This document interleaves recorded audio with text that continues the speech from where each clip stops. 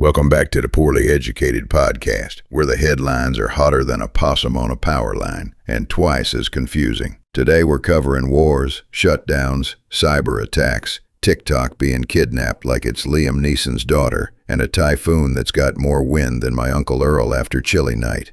Let's get into it before the world collapses faster than my cousin's diet. Segment 1. Global Crossroads. Diplomacy under strain. Economies in flux.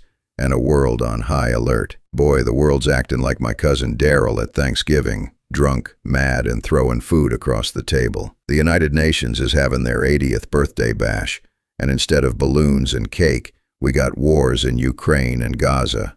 Cyber attacks and Trump trading tariffs like Pokemon cards. It's less a general assembly and more a family reunion where half the cousins brought chainsaws. And just like every family reunion, somebody's gonna cry, somebody's gonna fight, and somebody's leaving with their cousin, hopefully just in the truck, not in a West Virginia way. Segment 2.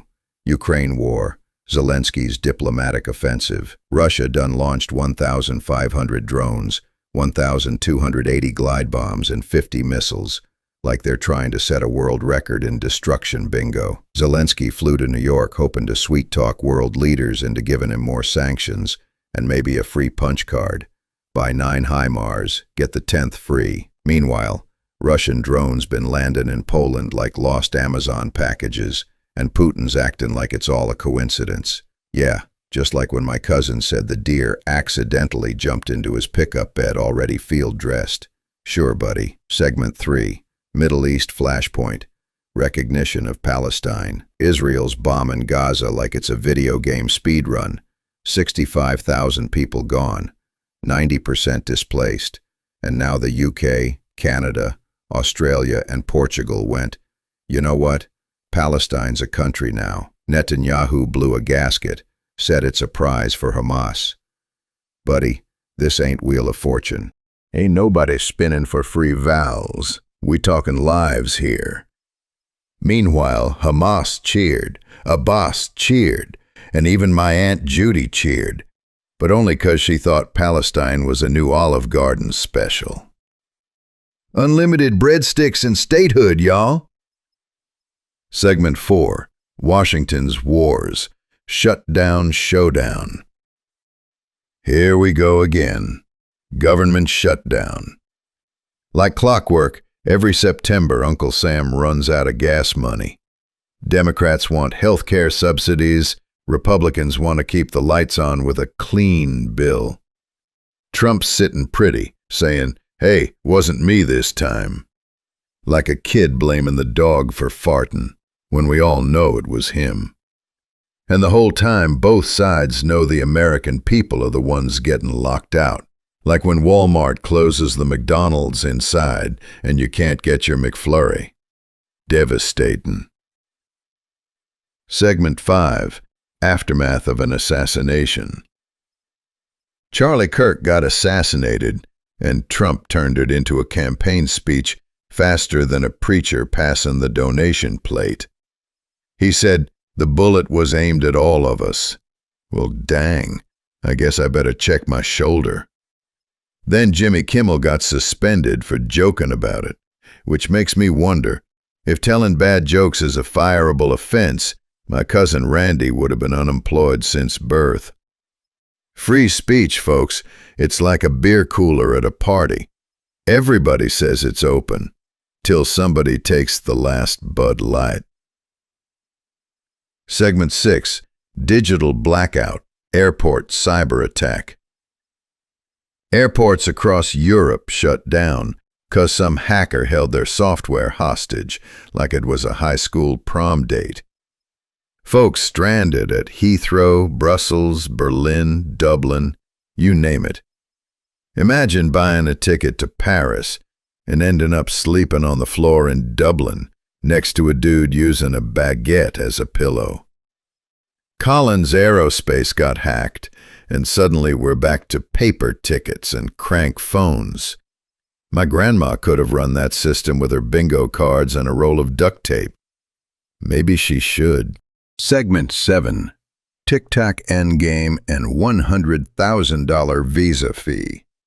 Trump finally wrangled TikTok, handing it to billionaires like Oprah giving out cars. You get a board seat! You get a board seat!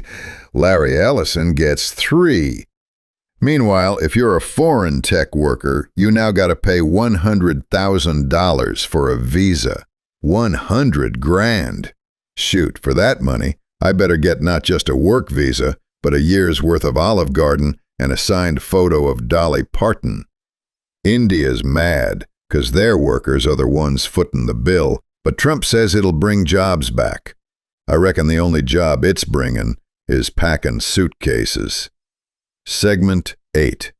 Asia Pacific Ledger, GST, and Super Typhoon Ragasa.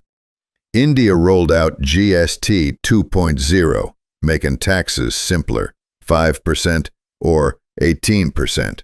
Cheaper paneer, cheaper butter, but if you want fancy pants, you're paying more.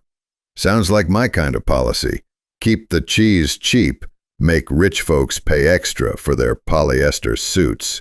Then we got Super Typhoon Ragasa, blowing harder than my leaf blower after I put Red Bull in it.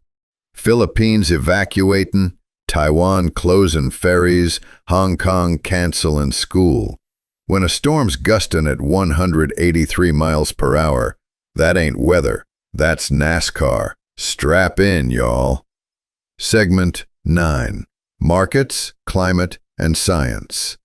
Markets are swinging like a saloon door, Fed's cutting rates, gold's sitting high, and the IMF says 3.2% growth.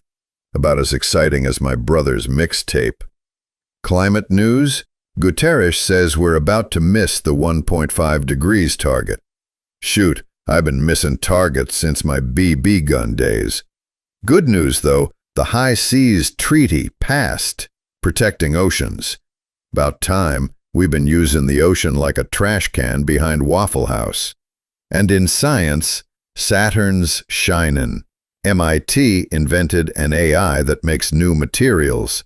And Los Alamos figured out plutonium's got covalent bonds. In other words, smart people doing smart stuff, while the rest of us argue over gas prices. In conclusion. So that's today's roundup.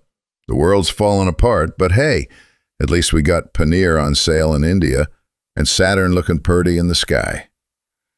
Remember, folks, if the news feels too heavy, just imagine all them world leaders at the UN trying to unclog a porta potty together. Suddenly global diplomacy don't look so bad.